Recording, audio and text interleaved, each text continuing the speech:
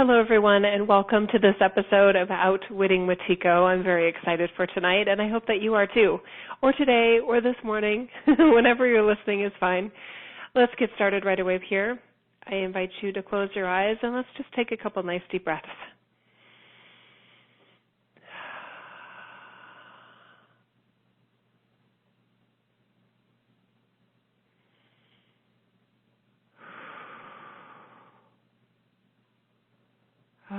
Okay, nice. Just slow down your breathing and imagine a source of light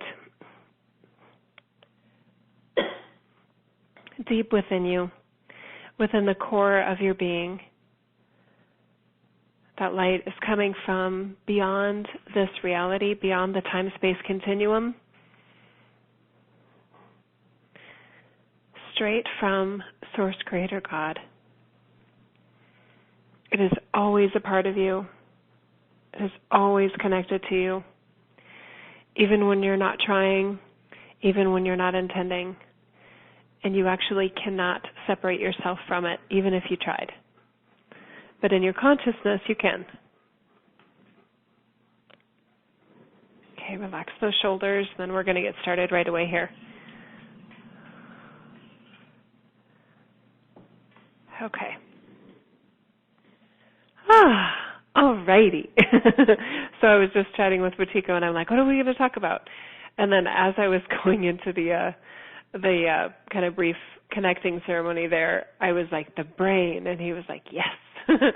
So what we're going to be talking about today is how our higher self interacts with the brain and the ego,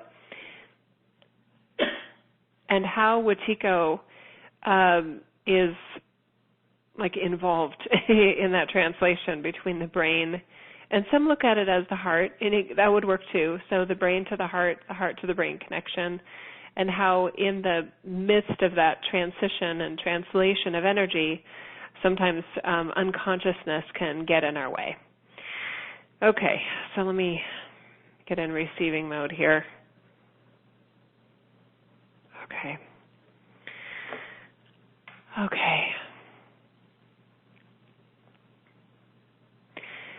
The original idea for the ego and the human brain was that it was part of the physical structure of your humanity. It was a resource. It was a tool. It was a mechanization to help manage literally the human body, help the human be safe, help the human learn and evolve and grow and interact with the higher self. It's a very sophisticated piece of equipment, the human brain. What's interesting is that it can be used for connection. It can be used for divinity.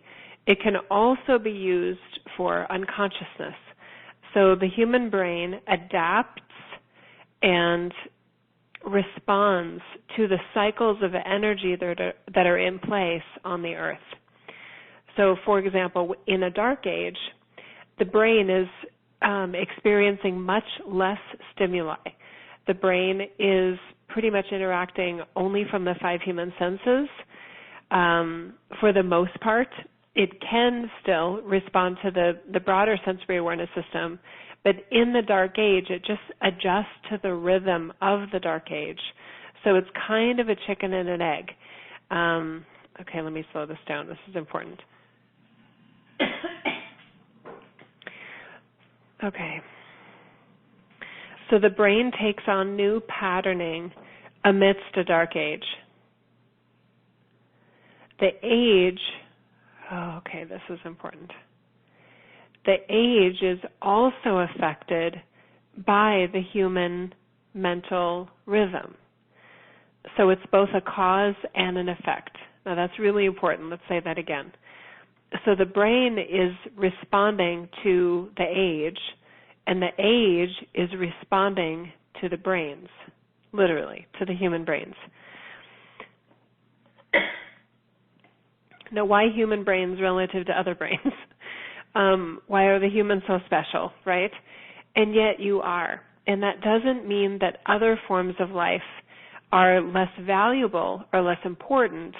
But the consciousness and the way the consciousness interacts with human brains is very different in how it shapes this reality, because the role of humanity on planet Earth dramatically affects the planet.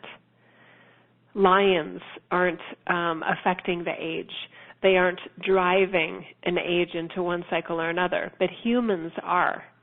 That's one of the many reasons why this group would have chosen to be human in this incarnation at this time, is because of the shifting of the ages, the cycle progression that's happening right now from one age to another. That wheel gets turned in many ways by humans that are pre-wired to shift in age, looking for more, looking beyond the five human senses, searching for meaning, looking for different ways of being human.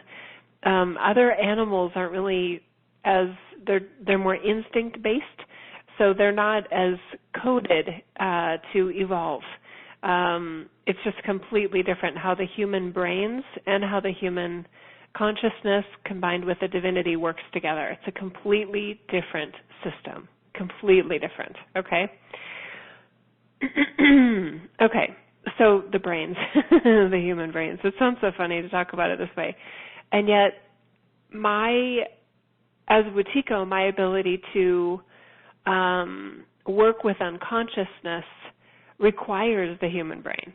I'm not really interacting and playing, I would say, with other forms of consciousness because it's a different level of sophistication.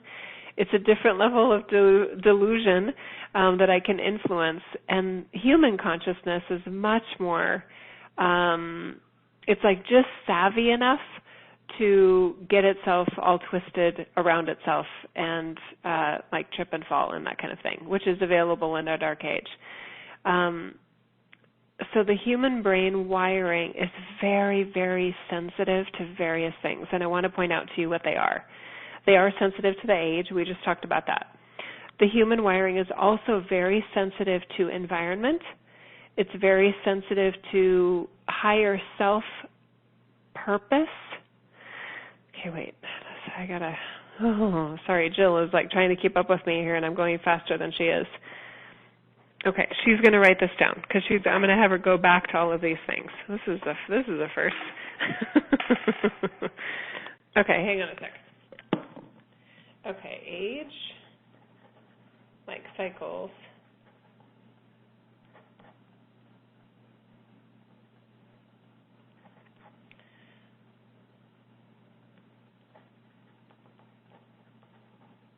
Number 2 is environment.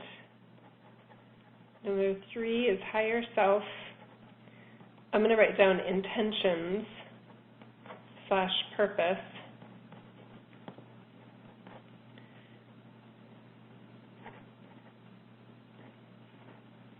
Okay. All right.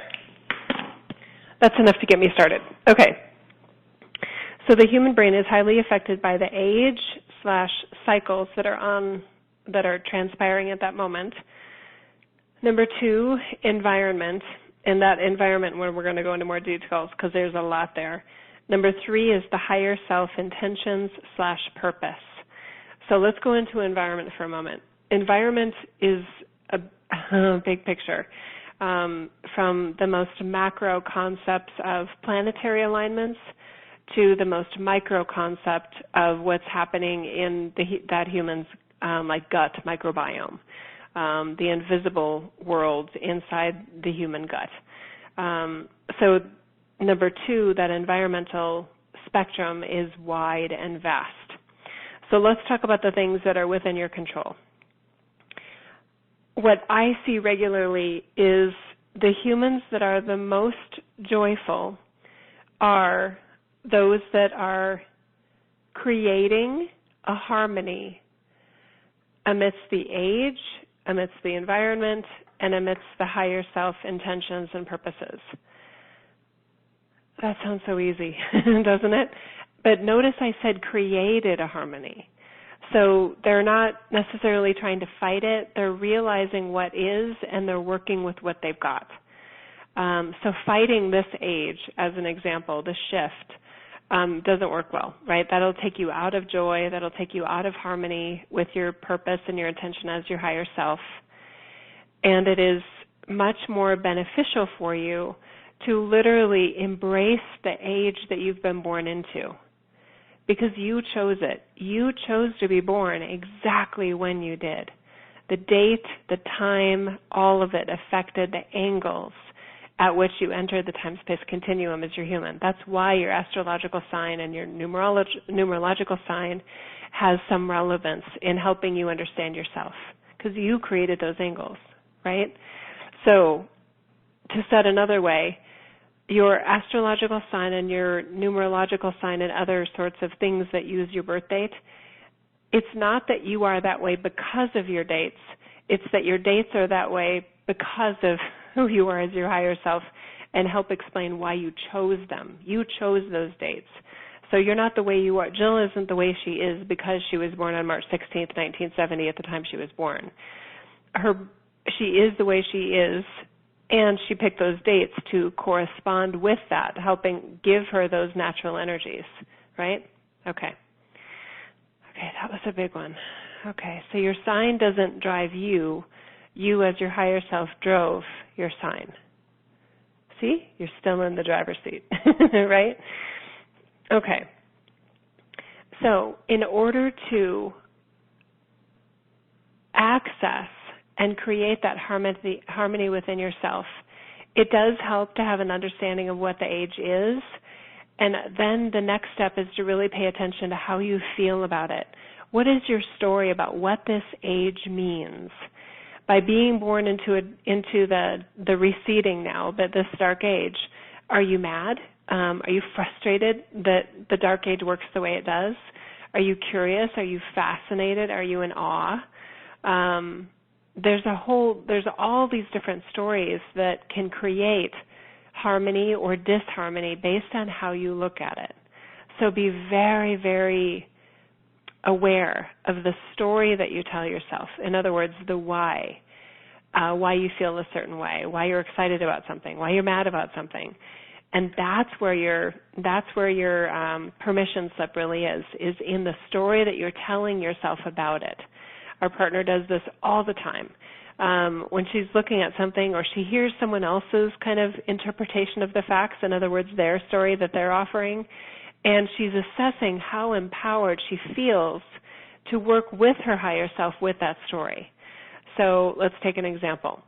There are some within consciousness communities that firmly believe that there is a galactic battle going on and that there is a struggle for control of Earth, and that light workers are a part of this drama, reptilian races are a part of this drama, the Pleiadians are part of this drama, and there's good guys and bad guys, and it is like galactic warfare kind of going on in this story. And when Jill heard that, she was like, wait a minute, so that's that perspective isn't high enough. It's too low because it still has an interpretation of good guys and bad guys. That alone told her that the vibration wasn't expanded enough to really, really work with this.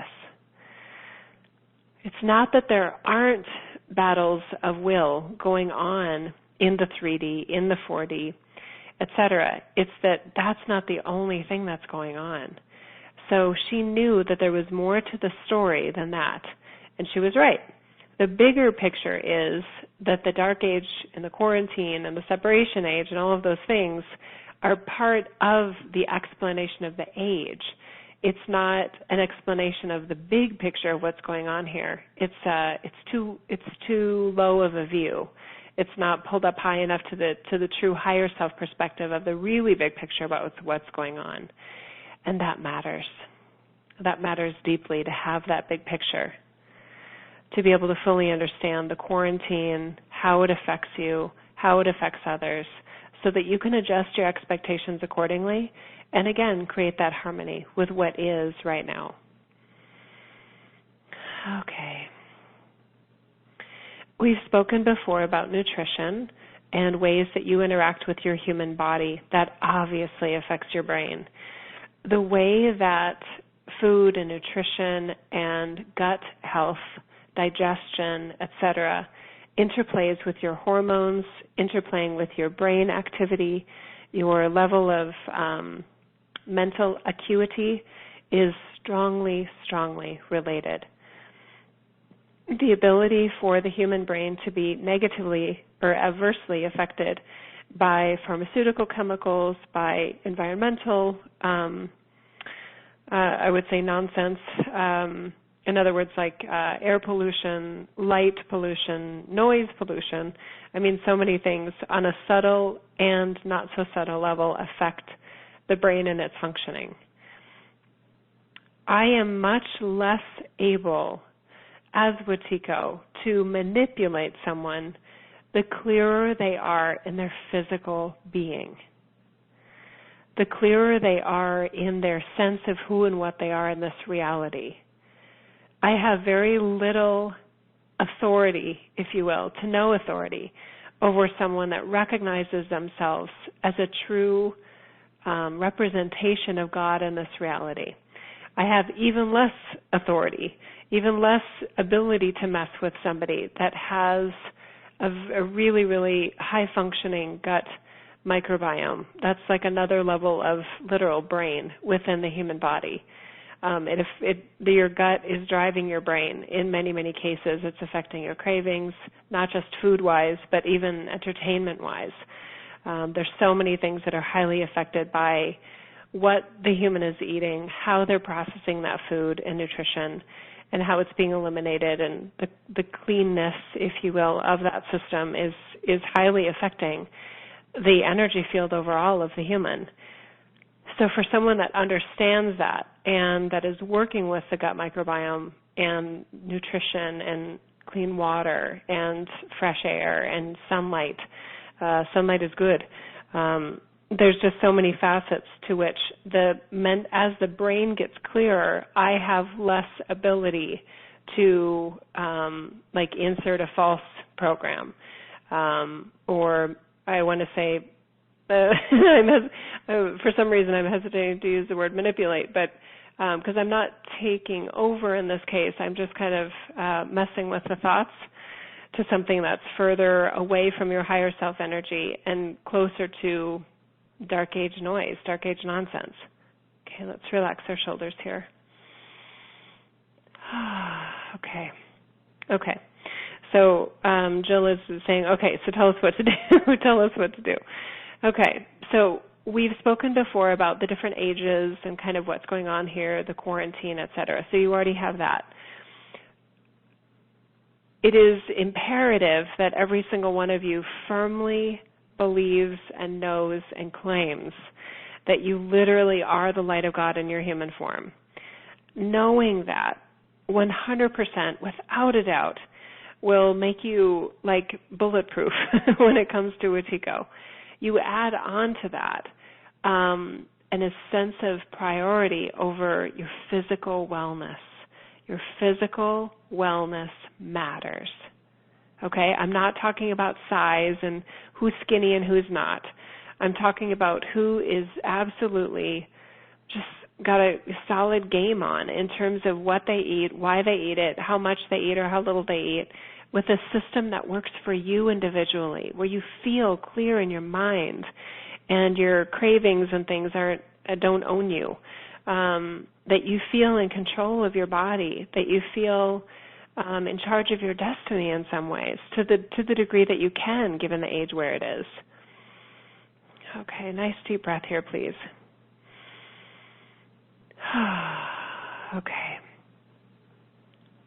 Okay. The other facet of environment that is so important is relationships. There are people, obviously, that you know and that you interact with that fully embrace all facets of you. We hope that all of you know at least one person. Well, all of you know Jill, and she would definitely appreciate and accept all facets of you. So if you don't know anybody, then you're wrong, because you know Jill. That's one of the things she's best at. And if you know other people that are also kind of capable of looking at you that way, that's great. Very few of you probably know somebody in the physical that you interact with that relate to you at that way, that fully accepting, fully unconditionally loving manner. It's so, so rare. So it's okay that it may be like an online relationship and not like a contact, give me a hug, kind of relationship. Either one is relevant here and good. So let's talk about those relationships with individuals that are not, for some reason, vibrationally capable of fully accepting all facets of you, of fully loving all facets of you, because that's real. Those may be people even that you live with. They may be people that you work with.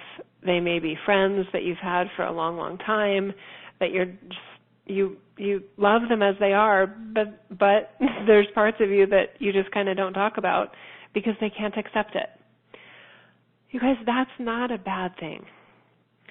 I know it's not perfect. I know it's not ideal, but there are benefits to some of those relationships. They have value in a more limited sense, and we would encourage you to look at the value of some of those relationships, that as long as they're not detrimental to you and to your spiritual sense of purpose, your sense of value in this world, your sense of feeling seen and heard and all those things, as long as they're not detrimental to that, they can still be healthy.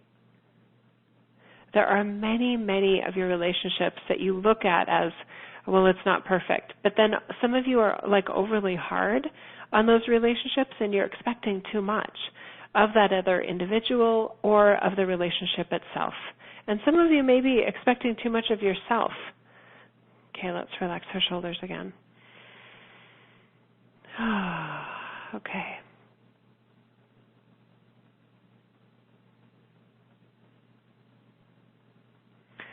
Notice how you feel in the relationships and dig into what the stories are that make you feel that way. We had an example in another series that Jill is doing right now, the Angel Code Activation Series. And somebody had called in, and she's a beautiful single woman. She's probably on this call because she's doing both series.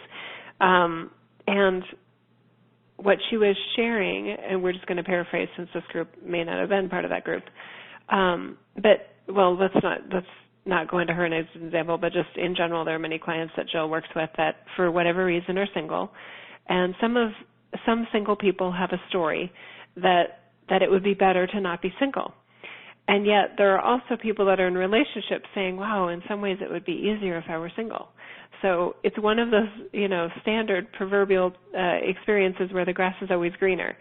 The truth is that the relationship or lack thereof that you have right now is suitable to you having joy and purpose and meaning in your life.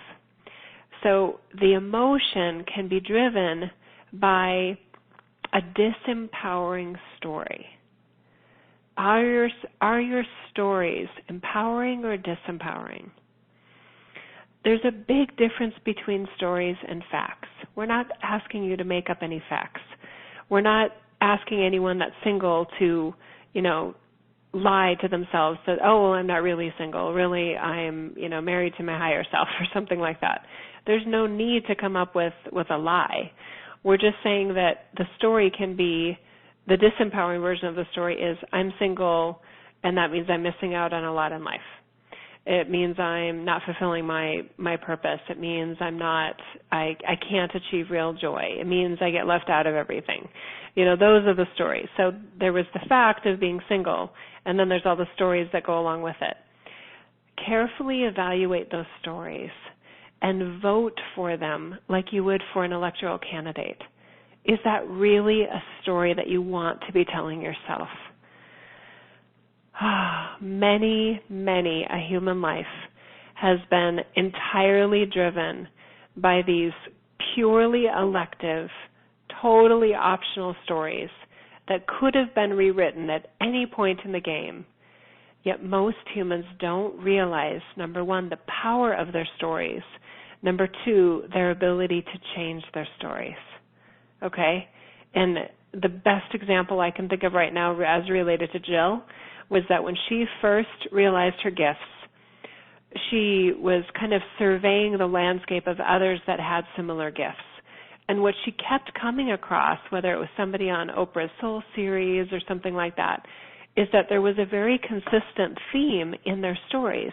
Most of the people, at least that she's found, that have these gifts have been psychic since birth, have had a near-death experience, or number 3, have had a major tragedy in their lives where they literally almost like wanted to die, like the ultimate, misery, low point, and then all of a sudden, the lights turned on and they figured stuff out. Jill is not 1, 2, or 3 in that story. She doesn't know herself as intuitive or psychic since birth. She had totally turned off those gifts until she was 38. Number 2, she has never had a near-death experience. She has almost died, but it wasn't an NDE. And then number 3, she's never had a low point, like a full-on depression, oh my gosh, my life is horrible sort of experience. So she was, kind of felt left out. And her story was, oh my gosh, I don't know if I'm ever going to be legit in terms of what I'm doing because I don't have one of those cool stories. That was her story, was that she was missing a story. And it took her a while to really figure out that, no, that was her story, is that it's possible to awaken to your spiritual beingness and not have had an NDE and not have been spiritually connected or whatever story that is since birth, to not have hit rock bottom before you have a spiritual awakening of some variety. She went from normal to supernatural without any tragedy in between. And so what her epiphany was, oh my God, that's it. I'm so normal. And that was it. That's her story. Now, do you see how empowering that is, right? Because she felt disempowered, left out, that she didn't have a great story. Now, it's possible somebody like Oprah will never recognize her because Oprah loves those first, second, and third stories. She really does. And to hear someone say, well, I was just normal and then I figured something out and then everything got super normal, supernatural, like overnight. That's not as compelling of a story. Humans are addicted to drama and tragedy. It's really, really fascinating to me how often that is the case. So I like Jill's story, but we get that it's not as Hollywood worthy by most people's standards. It's not as catchy as some people's, and yet it's very real. It's very real. So notice your stories. Notice your ability to change your story. Jill just changed her mind. Her epiphany was, oh, I get it. She didn't have to change any facts at all. She didn't have to make up some NDE. She didn't have to rack her brain and figure out, was I really intuitive earlier on? Have I been intuitive since birth? All these things. So she took what was, and she was patient. She knew what she was looking for, which was an empowering story that would let her see herself as her higher self sees her. That's an empowering story. When you know that your higher self is probably looking at you, looking at your life in a very similar way. It's a disempowering story when you're telling yourself something that your higher self isn't. So if someone is single and they wish they were married with children and their higher self isn't saying that, that's a disempowering story. It's also a form of disconnection and separation. Is it bad? No. Is it out of alignment with joy? Yes, it's very much out of alignment with joy, because you are more naturally in a state of joy when you are looking at your life as your higher self looks at your life. Then you're free. You're free to be creative. You're free to explore. You're free to try on many, many different things. And you're much more savvy at noticing when me, as Wetiko, is kind of playing with the energies in your life or in your field or offering you something that doesn't fit. It doesn't fit with your joy, doesn't fit with your divine empowerment, and doesn't fit with your sovereignty. Okay. All right. Let's see where we're going to go from here. I do want to talk more about the brain. Let me just take a break here and let Jill get a drink, and you guys may want to do the same thing.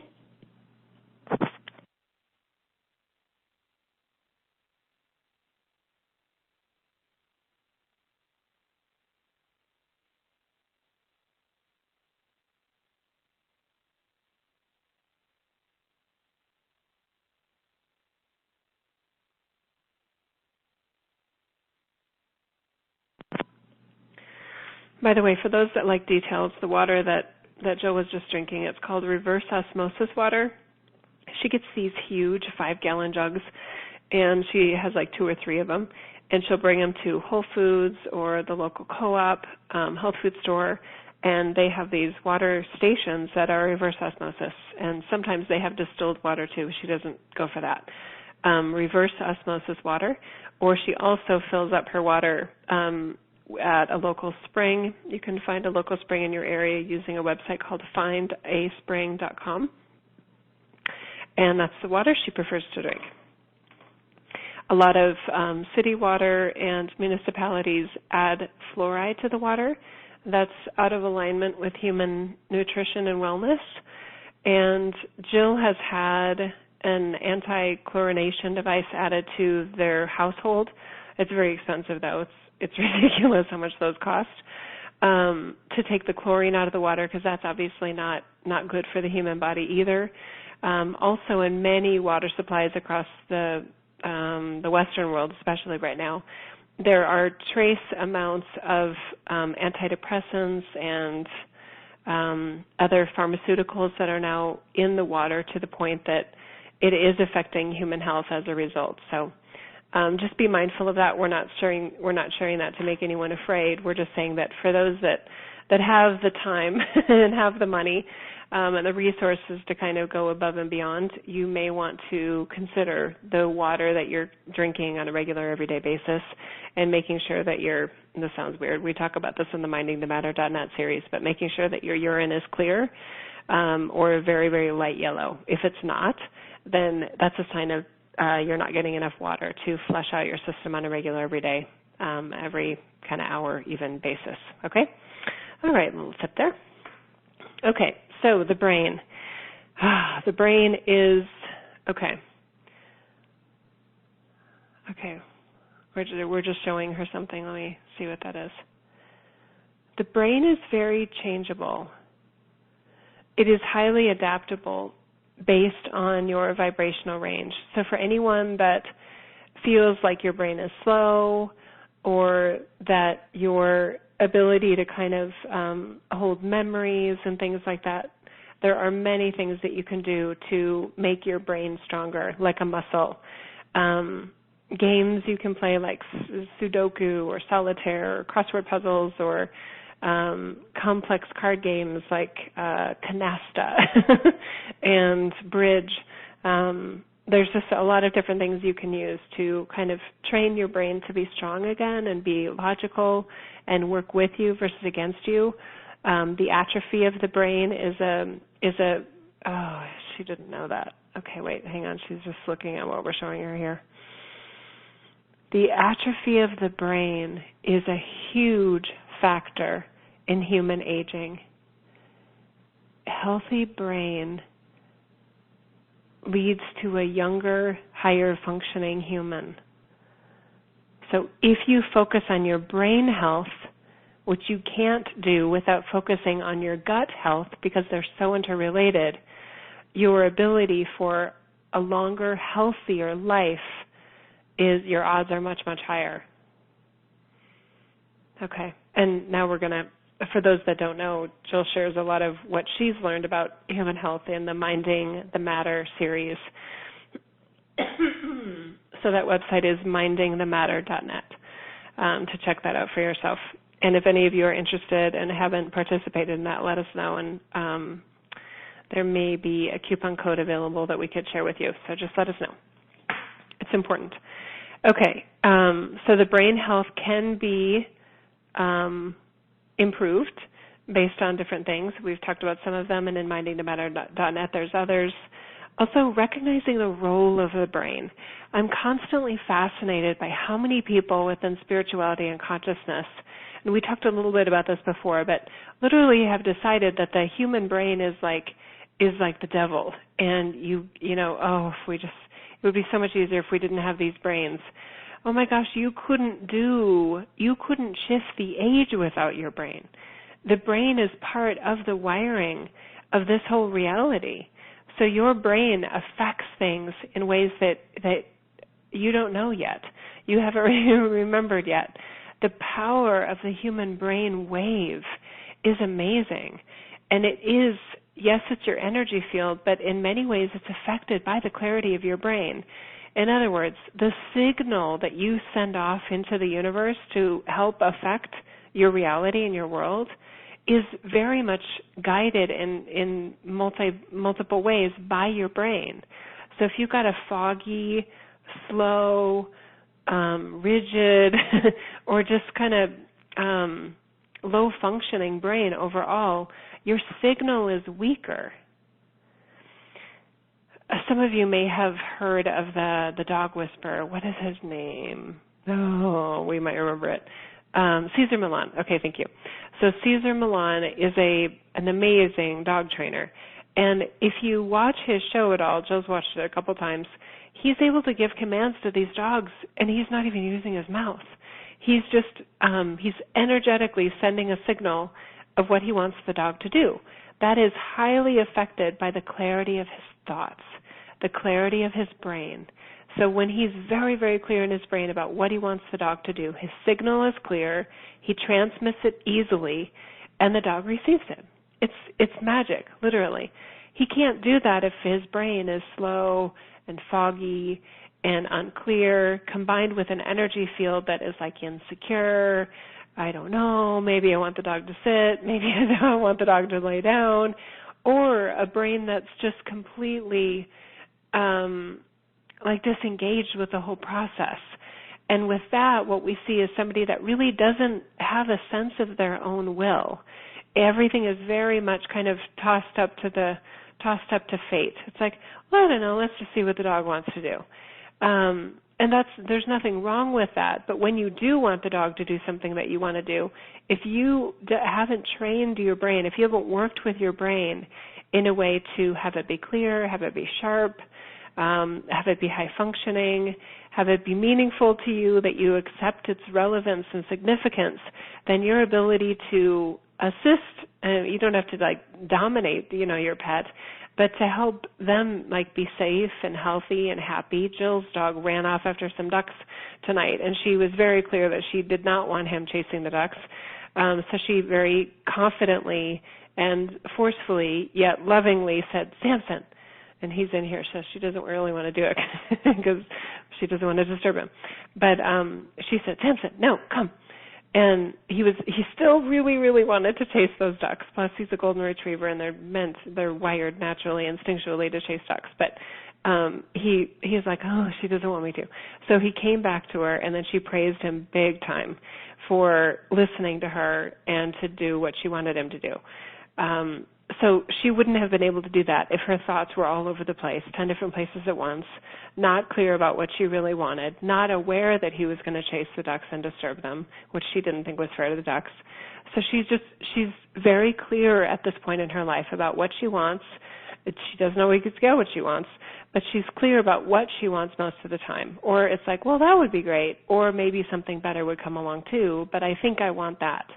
That helps her signal into this reality be clear. Yes. Okay. We felt like you were like, okay, I think I got that. So know what you want. Don't take it too personally if you don't get what you want, but knowing what you want does help send out your signal. Having the physical health of your body and your brain and your gut and all those things helps tremendously as well. Number 3, your sense of purpose in this world, the purpose of your brain, that it does play a role in your world, that it does play a role for your higher self interacting with you. It doesn't get in the way in a bad way. It's part of your wiring. It's part of your structure. It's part of your being human, and that doesn't have to mean that it's bad. The divine structure of the human brain is absolutely sacred. It is actually sad to me when I see within spirituality and consciousness this notion that it's bad to be smart, or it's bad to have your brain engaged, it's bad to think, it's only good to feel. That is a recipe for, I would be exaggerating to say a recipe for disaster, but it's certainly a recipe for devolution. That's not evolutionary. That's a downward spiral to take the human brain out of the equation for human progression, human evolution, the reconnection of higher self, divine energies with humanity. You can't do that without a high-functioning and honored brain in that process. The brain doesn't drive the show, but it's definitely part of the show. Yeah, okay, good.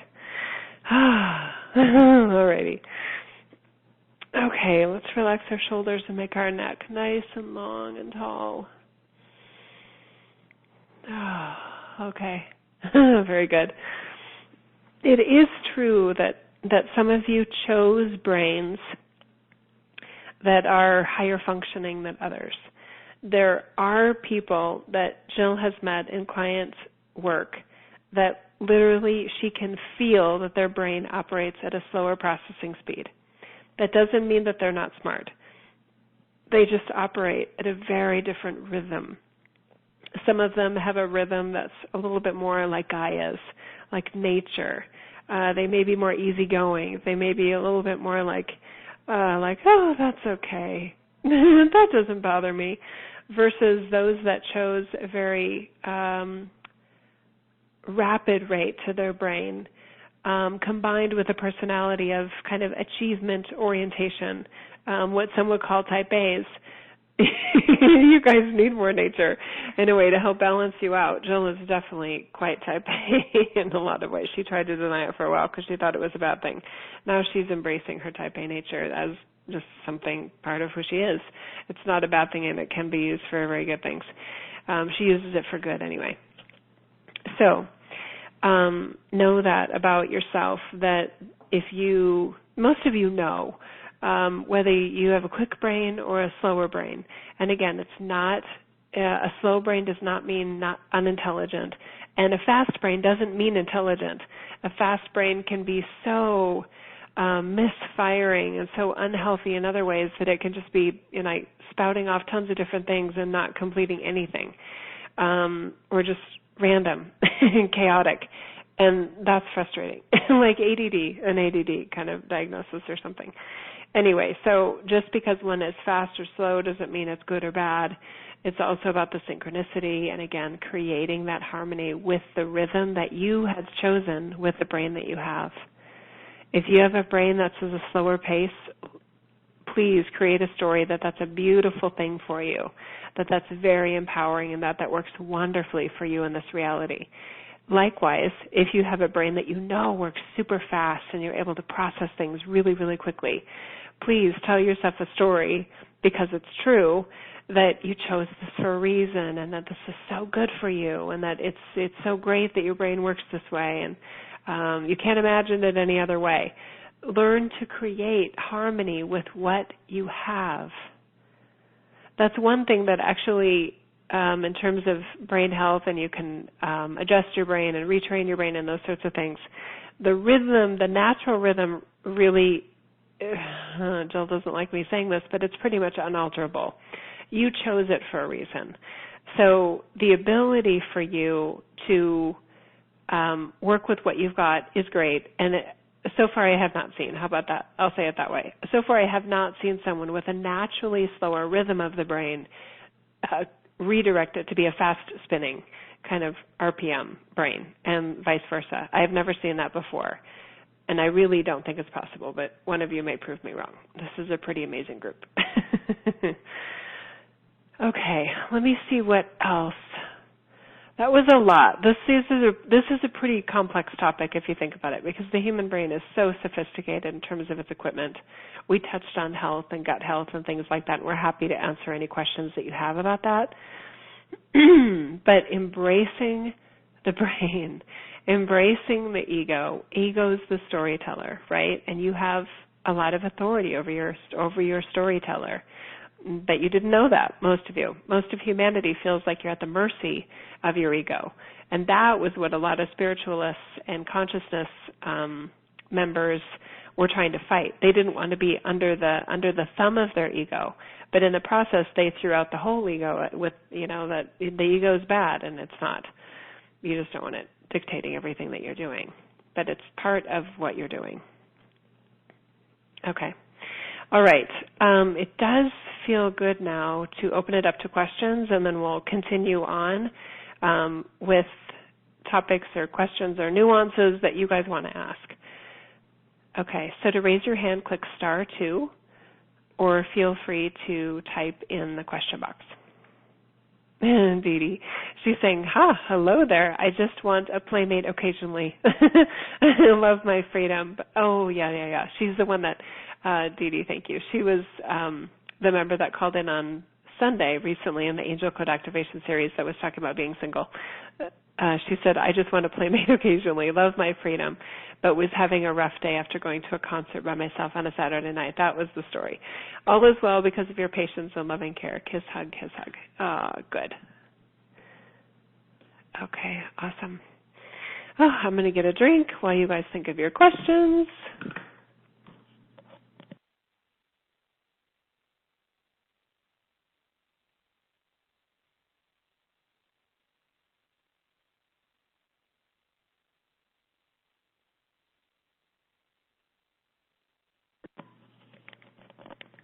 And I see area code 801, and I think I know who this is. Hi, this is Jill. Hi, Jill. It's me. Amanda, is that you? Yeah. Hello. It's good to hear your voice, and you sound amazing. Hey, thank you very much. I'm really loving this series. It's such a great insight. Oh, good. I'm so glad to hear that. Nice. So I have a question for Wetiko. Yes. And I'm just curious what his favorite way to mess with me, like his easiest way. Oh, he's just smiling, and he's like, do I want to make it that easy? Okay. Okay. I'm just going to give him the ability to speak first person here. When you feel like you have a really big fight with yourself is my easiest way to get you. So all the ways that you feel like you are broken, or that you're not enough, or that you have some sort of deficit that keeps you holding you back, those stories are my biggest kind of weapon, if you will, against your light in this reality. Can you feel that truth for yourself, Amanda? Oh, absolutely, yeah. Okay. And it's funny because it's almost like he's setting down his sword and he's giving you a hug and he's saying, I don't want to fight with you anymore. And he's saying more importantly, I don't want you to fight with you anymore. Mm-hmm. You have a very, very unique structure here that you work with, and you are absolutely glorious exactly as you are right now. Even with the stuff that's hard, even with the stuff that's really easy for you, you are nothing but mastery every time I look at you. That's nice coming from Wetiko. I know, that was really nice. He did say earlier on that he was let him that he knew he was going to have to give up to somebody and he wanted it to be us. So in a way, I'm not surprised. He does love in his own way. It's interesting though. How does that feel? It feels really good. So are we able to dismantle him, like at this point in time? Like, can we work on those kind of things during meditation, or just during the day? In everyday life is actually better, because that's where he's playing. That's where the effects are playing out more, is in our actual physical lives, 3D, 5 human senses, that kind of stuff. That's when we're going to sense it most readily. So it's not that we can't do it in meditation. It's that it's not as meaningful in meditation. And, okay, I'm just going to let him speak here. Some of you do a lot of things in meditation that you're not sure what to do with when it comes to your actual life. So what I would encourage everyone in this group to consider and actively engage with is meditations are great, and then also make it real. And that's something that I showed Jill, a couple of years ago, is there was so much la-la land upper chakra stuff that things weren't getting translated into the physical dimensions as quickly as they could be, or I would even say should be. So for you, what I've already given you the tip on, just notice, again, those stories. They're so powerful, you guys. They seem so subtle and so immaterial. They create sometimes 80% of your human experience is literally shaped and created by your stories. And you can change those stories anytime you want. Play with them. And that's the other kind of benefit to this approach, is that a story doesn't have to be wrong or right. So for those of you that are very, very strong in your brains, that are always looking for the right answer, the Holy Grail, it gives you a little bit more latitude, because when you're thinking of stories, it isn't as black and white. There's shades of gray in there that are good in this work, because you truly are experimenting. How does this story feel to you? Again, going back to that example of galactic warfare, that story didn't feel good to Jill. When she heard this story, the interpretation of the facts that humans were created as slave labor for some higher-powered galactic force of life, she was like, wow, could I feel any less empowered by that idea that humans are slave labor, and that's what we were designed for? And she was asking her team, is that even true? And they paused and they said, any human can make that their truth, but it isn't the truth. And all these light bulbs went on for her in terms of the power of these stories. So if you're working with me as Wetiko based on the level of empowerment or lack thereof that you feel in your personal life. Okay? Yeah. And there's a lot of things we don't have control over, right? Whether it's certain health-related issues or some things can be affected, some things can't be adjusted. So working with them, creating an empowerment story that, somehow, whatever the case may be. There's just, really get creative. Those of you that are naturally creative and naturally imaginative are going to have an easier time with this. So for those that are less imaginative and like creative writing was like your worst subject in school or something like that, you may want to hang out with people that are very imaginative for a while, or ask them how they do it, or ask Jill for tips, because she's really, really good at this. Okay? Okay. Amanda, good questions.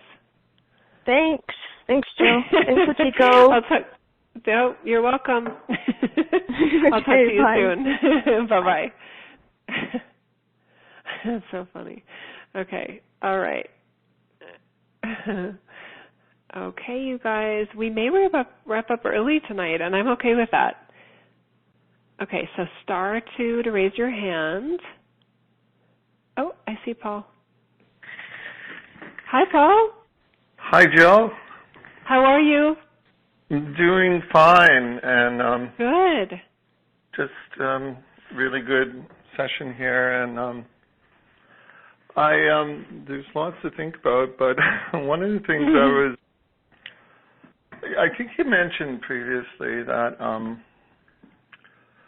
there's sort of a relationship in terms of how the higher sort of self interacts with the brain, and how the brain interacts with the heart, and sort of you have that sort of going back and forth from the brain to the heart, from the heart to the brain, and there is a transition there, or one can say a gap, and I think you sort of mentioned that within that gap there is an opportunity potentially for Wetiko to sort of slip in. Is that accurate, or?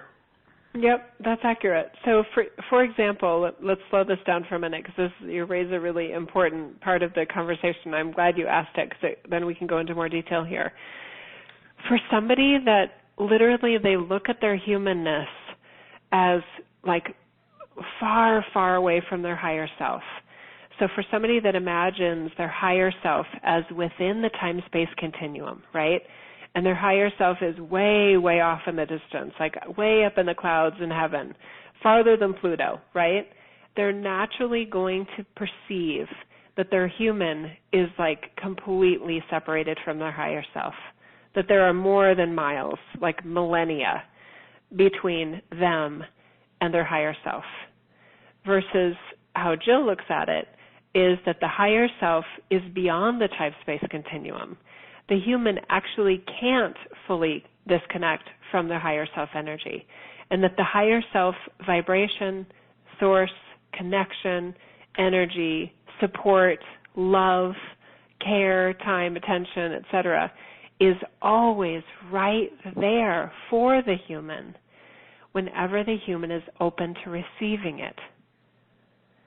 That human in that latter example is going to have much less space for me as Wetiko to play in. Does that make sense, Paul? Yeah, definitely. Sometimes I hear from people who sort of like a method they sort of describe, and sometimes you hear with somebody when they say you lead with the heart, and it's that sort of first sort of intuitive or innate sort of lead with the heart, and then does it then move into the brain in order to take it from there, or is there situations where the brain it's rightfully within the domain and it then sort of goes down within the heart? And what is that relationship between the brain and the heart? Okay. So one of the reasons we went into that, the part of the message tonight about the value of the brain, is to actually allow the heart and the brain to work in harmony in a system of where it's nonlinear. So it's not this then that. They're working together the whole time, right? That's easier said than done. There are things that we know when some of you get frustrated with something, chances are you're more in your head than you are in your heart. So there's an out of balance nature there. But again, that's not bad. It's just good to notice it. A very, very simple trick to re-engage your heart, and this is so easy, is to smile. Literally. You could be mad, frustrated, sad, depressed, whatever. When you smile, you activate energies in your heart that connect directly to your higher self that can absolutely change everything. It is the simplest trick that I know of, and Jill's scratching her crown chakra as she talks about that. So rather than try and make it like a linear formula, like an algebraic formula, first you start with your heart and then your brain and then your higher self, we really ask you to look at it more like a Swiss clock. Everything is kind of moving at its own rhythm, and yet together it forms you as the human, and there can be different ways that you visualize or perceive your brain to work with your heart where they can actually work together more in harmony. But in a way, the less you think about it, this process, the more you trust and play with how you're perceiving yourself, how you're perceiving your stories. Literally just play with it. Because if we had tried to explain to Jill what is going on between her brain and her heart and her higher self in a linear way before she figured out a system that worked for her, she probably wouldn't be where she is right now in terms of the state of harmony that she lives in. So we love your question, and I guess our best advice is play with it. Play with the interaction, the interplay between your higher self, your heart, and your brain all the time, and expect that system is very, very close together. They do work together, and all of them can work in harmony. that none of them is a clunky, kind of outdated piece of equipment, like caveman equipment of the brain, right? Sometimes when I hear somebody say like the monkey mind or the monkey brain or the reptilian brain, I'm kind of noticing that they're wanting to, like they're wishing that they didn't have this outdated thing to work with. And what a great recipe for further separation, further chaos, further discord in their lives, because they're almost diminishing, and it's a self-defeatist. It's part of you. So to look at it in such a demeaning way is not self-loving, and it's not self-honoring, and it's not progressive. Does that make sense, Paul? It does. It certainly does. And maybe if I can end with, I think something similar to what was it Amanda that sort of posed the question to Wetiko, if there's something that maybe I could be more mindful of in terms of the opportunities that I sort of open myself up to, like a sucker punch with Wetiko. Okay. What would that be? I'm sitting back and smiling at this one. I wish I had like a cigar. Okay, let me just give me a moment here and let me look deeper. He's laughing because he's saying normally Jill's the one that does readings. This is weird for me. Okay, hang on a minute.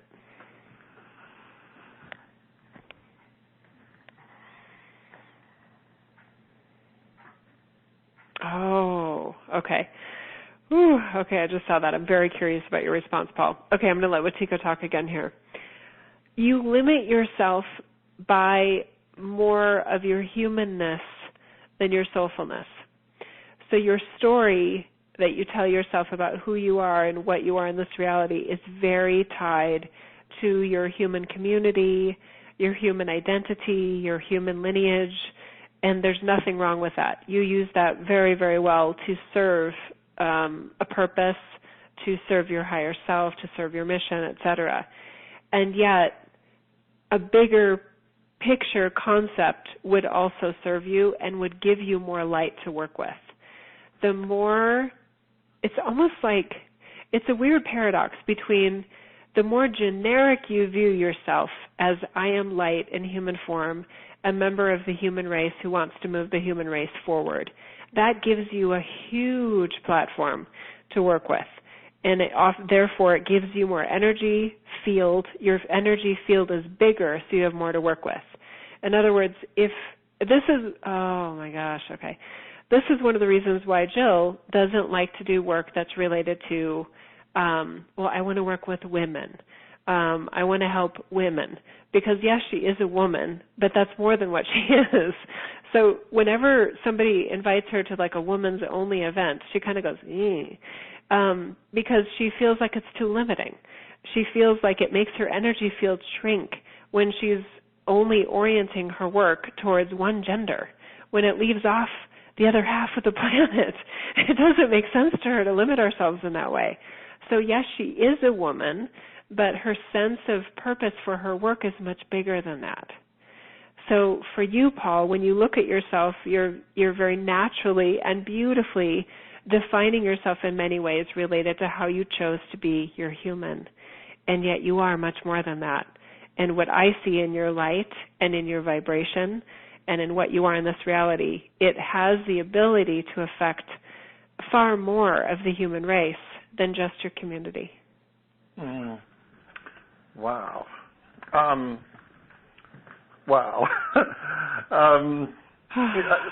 That element of that humanness that I tend to, I guess, ascribe to. I guess typically, I think I use that to ground me.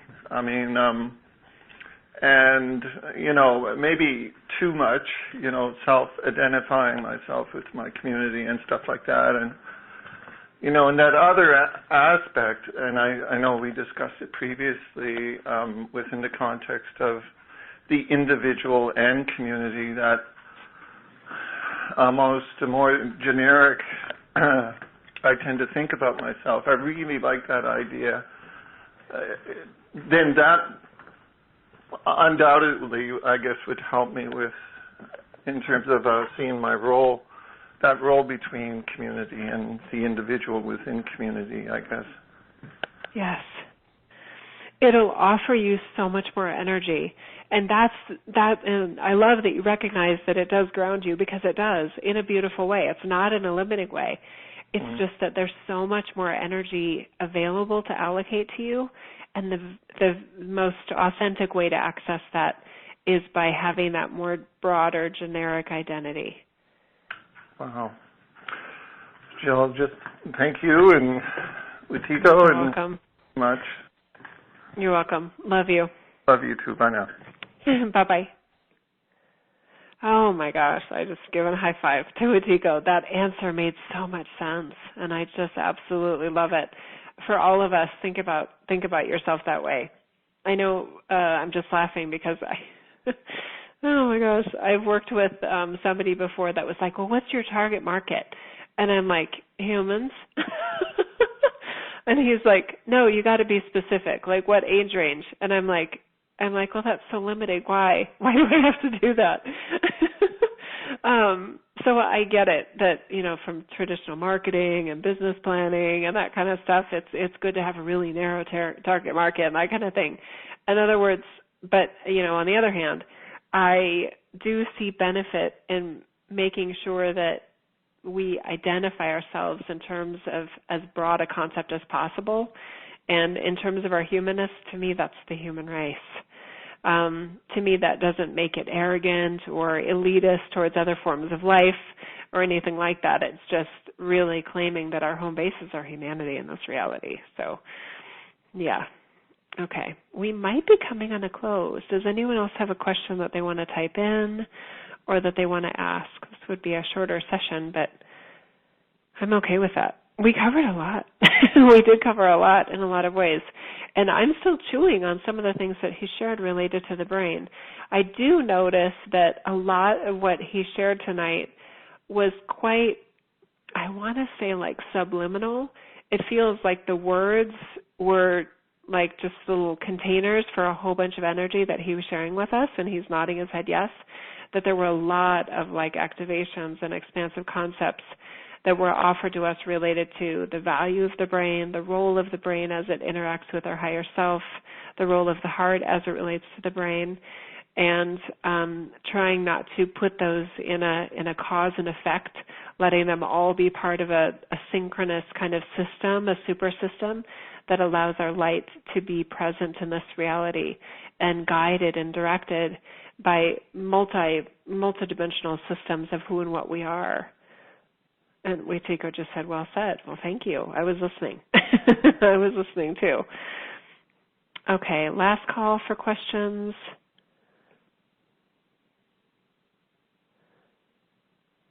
Okay. I feel like we're ending too early. Let me just see if there's anything else related to this.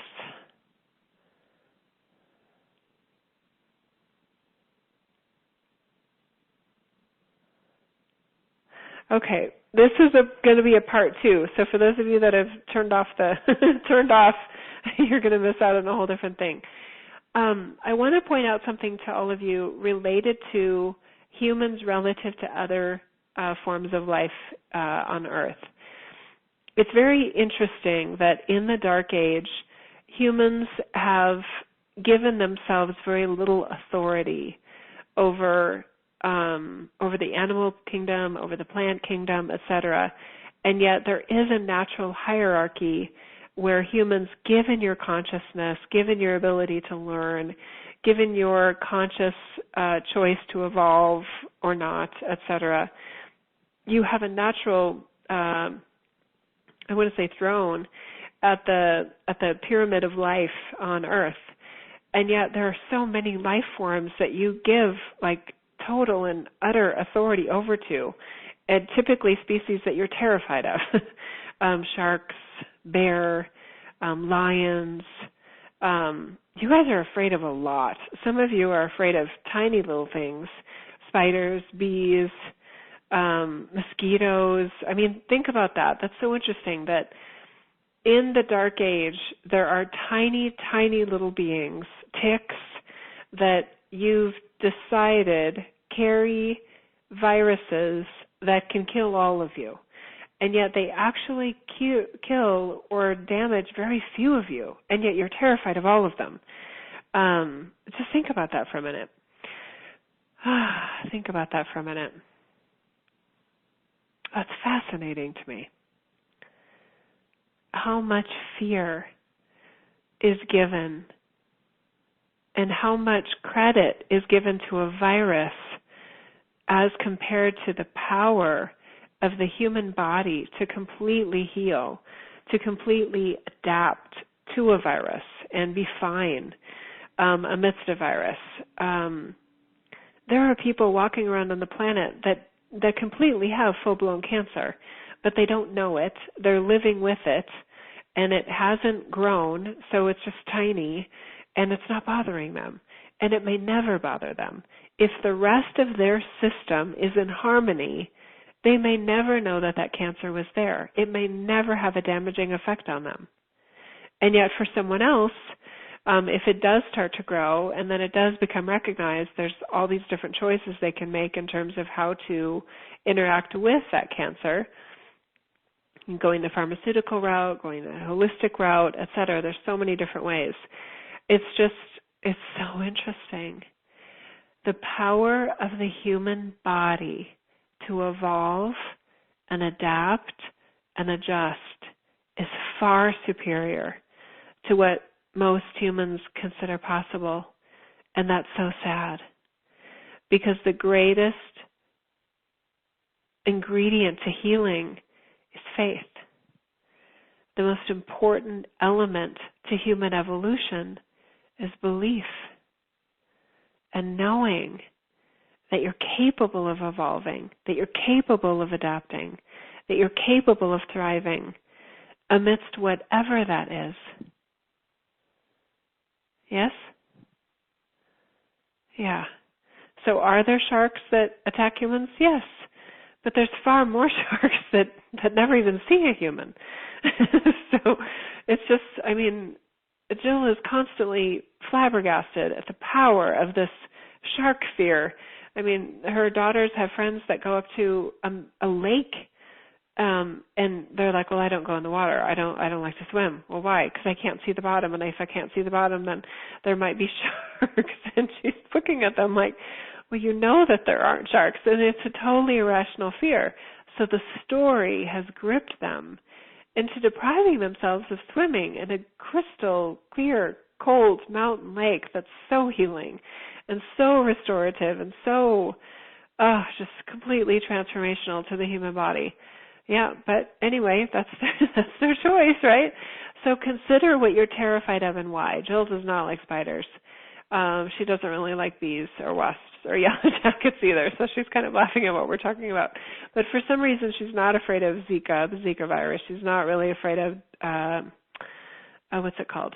Lyme disease. There are a lot of things to be afraid of in the world, though. And is the fear rational, right? Really, really is it rational? Yeah, anyway, so just think about that in terms of how the human interacts with these different species. And I don't know if we're going to go there. Hang on, Wetiko, before you go there. Okay, yeah, we're going to go there. All right. So every time that Jill on social media sees these really, really cool videos of like this man that like lives with the lions, that somehow, I don't know if these are lions in the wild or if they're on a, like a preservation or reservation or something like that, but he can walk up to the lions and they play with him. She gets jealous, really, really jealous. People that are, the wolves come up and like nuzzle them like her golden retriever does. She's just like, oh, I so want to be that person. I want to be loved on by the lions. I want to, cuddle with a tiger. I want to, nuzzle and, scratch the neck of a wolf. It almost makes her want to cry. Because you see, there have been parallel lifetimes on Earth where that was true, where you weren't afraid of the grizzly bears, where you weren't afraid of the mosquitoes, where you weren't afraid of the sharks, because they were assessing your vibration to determine whether you were a threat or not. You were instinctual and they were instinctual in terms of a way of knowing what was a threat and what wasn't. What was prey and what wasn't. What could be a symbiotic relationship and what wasn't. And she wants that back. She wants to believe, she wants the story to be true, that if she's walking in the mountains and she sees a bear, she so badly wants to see a bear in the wild, that she could stand there and feel love and have the bear lay on its back and in a submissive state as if, come, you can rub my belly, I won't hurt you, and I know you won't hurt me. Or she could be walking behind her house where there's a river and there are mountain lions, and she could see a mountain lion and he would purr as she noticed it to say, we can be friends. She wants that story to be so true. She actually in some ways believes it could be true. She questions some of these stories that all of these animals are dangerous. And she wonders why humans can't be in a more harmonious relationship with these animals that are in the wild.